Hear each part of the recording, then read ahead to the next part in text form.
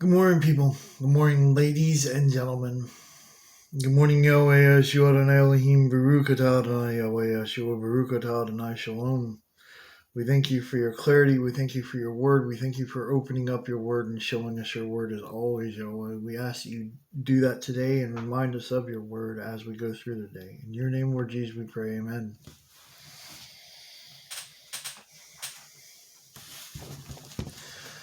Proverbs chapter 3.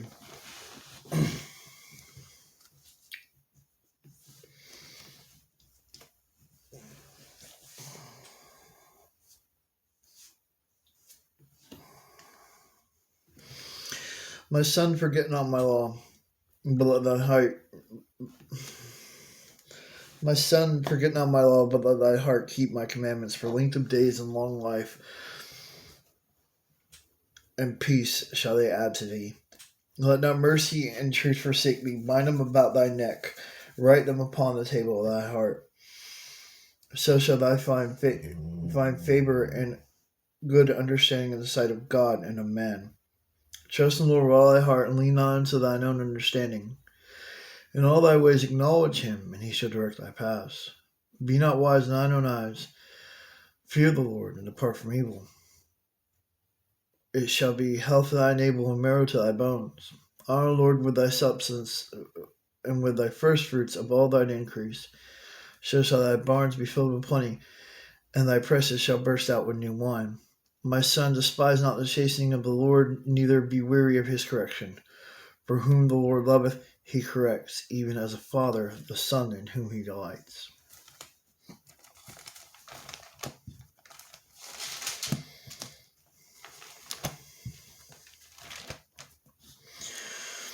Today we're going to be reading Exodus chapter 37, the making of the ark of gold, making of the tables, making of the...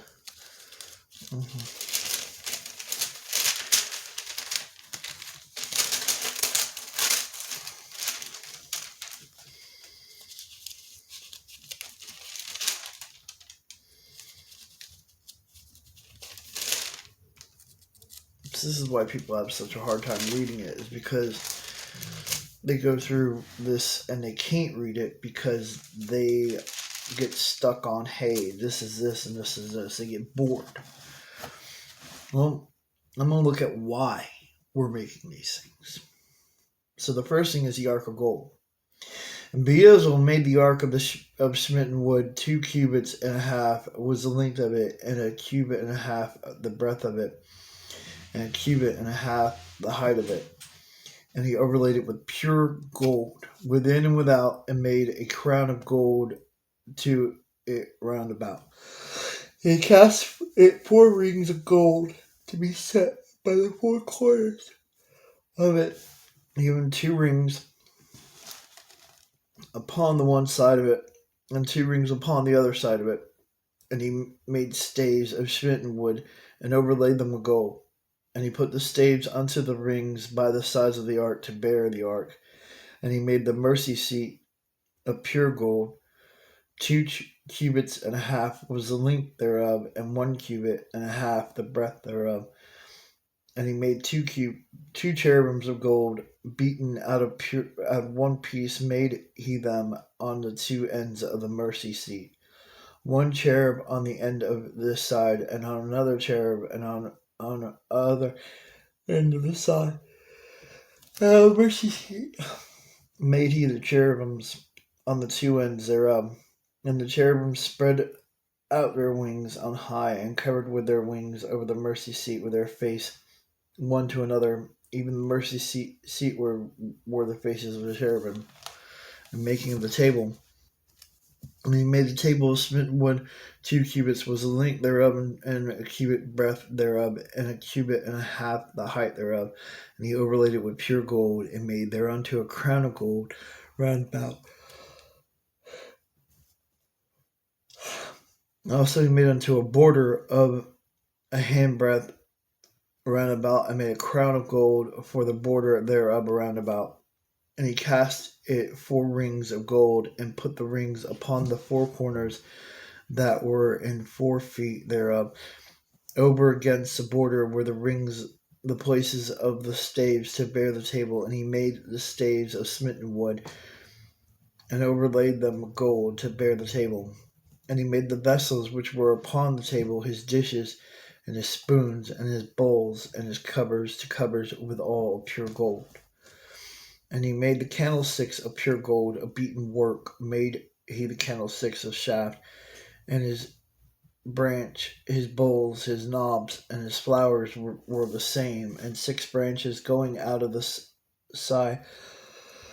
There are 3 branches, and a candlestick out of one side thereof, and 3 branches of a candlestick out of the other side thereof, and 3 bowls made after the fashion of almonds on one branch, a knot and a flower, and 3 bowls made like almonds on another branch, a knot and a flower, and so throughout the 6 branches going out of the candlestick.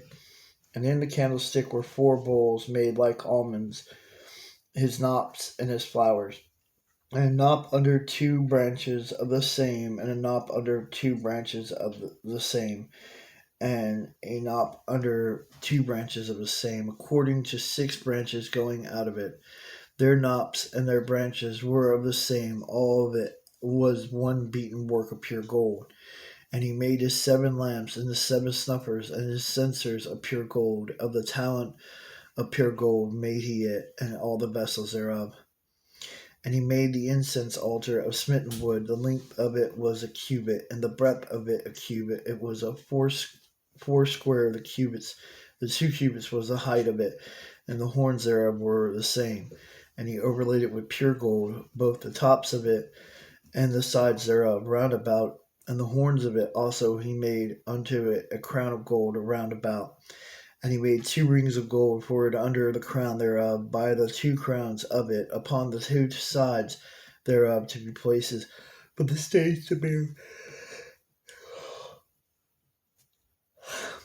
And he made the staves of smitten wood, and overlaid them with gold. And he made the holy anointing oil and the pure incense of sweet spices, according to the work of the apothecary.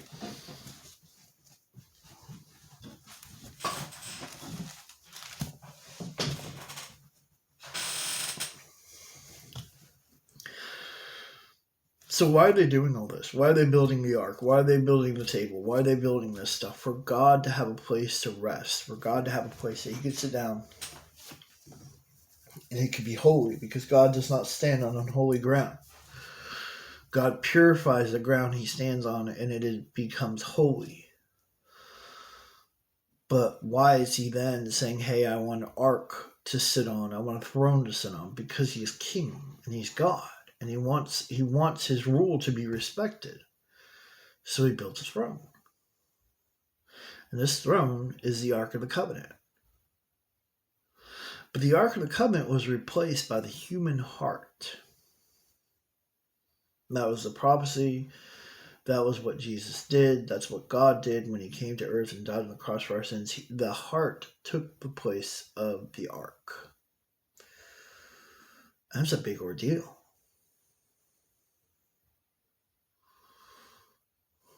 The heart took the place of the ark. Your heart can be made pure by the blood of the Lamb, by the blood of Jesus, so that your heart could not only be made pure, but also made cleansed, so you can have the throne of God within your heart and God dwell in your heart constantly, on a constant basis.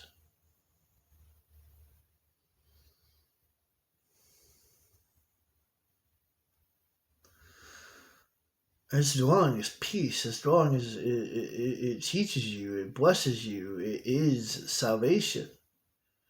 God dwelling within you is salvation. That's why it's such a beautiful thing. God saves us from our iniquity. God saves us from our darkness. God saves us from the things that are wrong in our lives.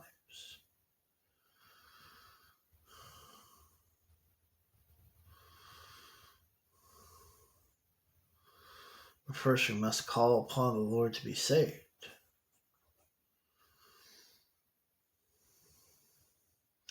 God does not go where he is not wanted.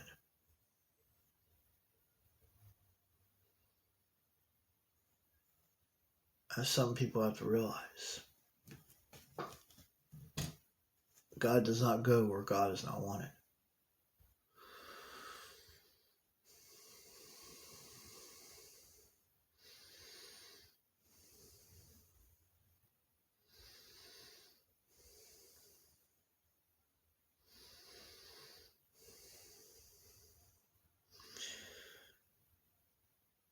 But then the question becomes, what happens to those who don't want God? God deletes them. This teaching of hell, there's more to it. But people only get the scary parts, and they don't get the understanding. Hell is where people are going to go who chose not listening to God to a degree that they do as they please. And not only do they do as they please, but they completely disregard anyone else.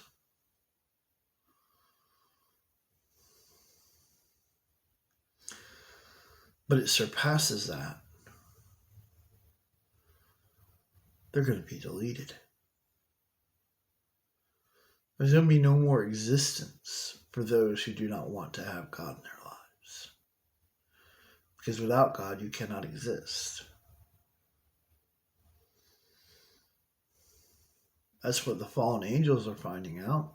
They're sick all the time. They're in dismay all the time. They're being destroyed all the time. They are being destroyed for eternity. They are spending their life in hell here on earth as they torment us. And they can't torment a believer because a believer is in the Spirit of God. But as they torment everyone else, as they try their best to torment everybody else, they themselves are being tormented because they do not have the light of God in their lives anymore. Demons are called demons because they've lost the light of God. They've lost the peace, the joy of God.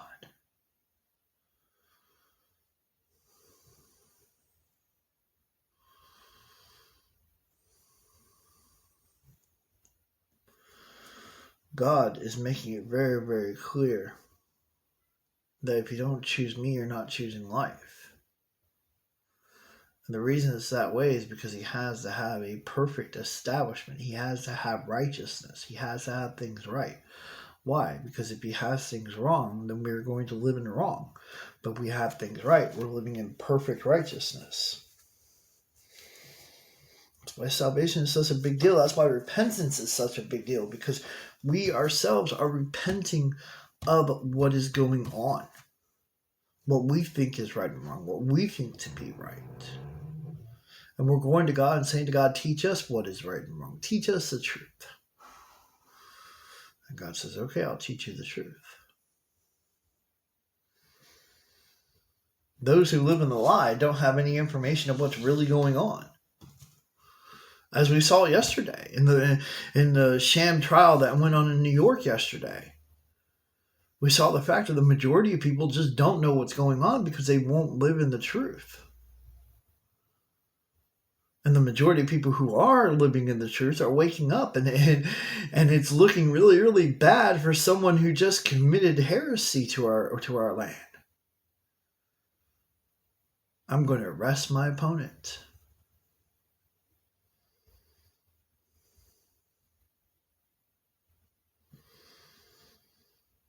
It's all going to backfire. It's all going to come back on them. It's all going to destroy them. It's going to be a devastation. It's going to be awful.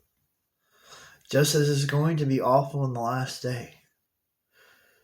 It says there's going to be gnashing of teeth. So what do we do then? We don't want the ignorance to defeat us. So we repent of being ignorant.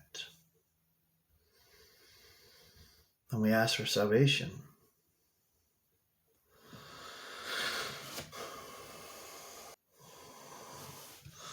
The ark represents our heart. And we need to understand that. We need to come to the conclusion, are we going to allow God to dwell in our heart? And the only way we can come to that conclusion is by repentance.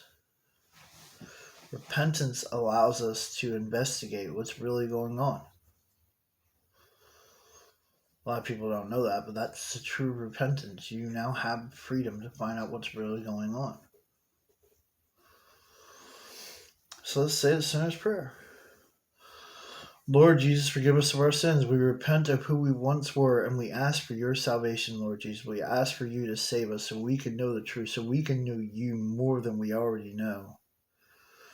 We do not come to you purified because we are not purified. We are dirty, and we need your salvation. We need your cleansing. We need to be reconciled. We need to repent. We ask for your salvation, Lord Jesus, in your name to you, Yahweh. In your name, Lord Jesus, we pray for this salvation, and we repent of who we once were. Amen. This simple prayer is acknowledgement. It's acknowledgement that we are sinners. It's acknowledgement that our heart is not made of pure gold. Our heart is wicked. It's an acknowledgement that we need that pure gold. We need that old heart to go away, and we need that new heart to be recognized. We need it to be purified. We need it to be put in a stance where it is willing and able to receive the Holy Spirit, willing and able to receive the pureness of God. And the only way we could do that is through humility and repentance. This is a heart-giving sacrifice of my own well-being. This is a realization that I am a sinner who needs God to purify me, because I cannot do it on my own. It's up to you. It's up to you. Do you decide to live in ignorance and of this world and party and just say as though you're right even though you are 100% wrong? Or are you willing to admit that you are wrong and become right? As for me and my household, I will serve the Lord. And part of serving the Lord is telling you and telling everyone that we need to be saved. We need Jesus. We need our hearts to replace the Ark of the Covenant. Because now God dwells within my heart. That's the beauty of God. We thank you, Yahweh, Yeshua, Adonai Elohim, that you are an awesome, amazing, powerful, true, real God. We ask that you bless our day, remind us of your favor, bring us more clarity and more understanding in your word, Yahweh. Bring us deeper into your word, enlarge our territory, bless us favor with everything we come across and everyone we come across, that your favor is enlightening to us. Your favor brings us out of the darkness. Your favor makes our lives better. And we ask this in your name, Lord Jesus, that you continue to bless us, continue to teach us, continue to guide us, and just remind us that you are the abundant life. You are the God who gives abundant life. You're the God who gives the increase. And we thank you for being the God who gives the increase. We thank you, Yahweh, Yeshua, Adonai Elohim, that you continue to bless us, teach us, guide us, and lead us into your righteousness. We ask all this in your name, Lord Jesus, who is Yeshua, to you, Yahweh, who is the God of Abraham, Isaac, Jacob, and Israel. We ask this in your name, Lord Jesus, we pray. Amen. Shalom, y'all.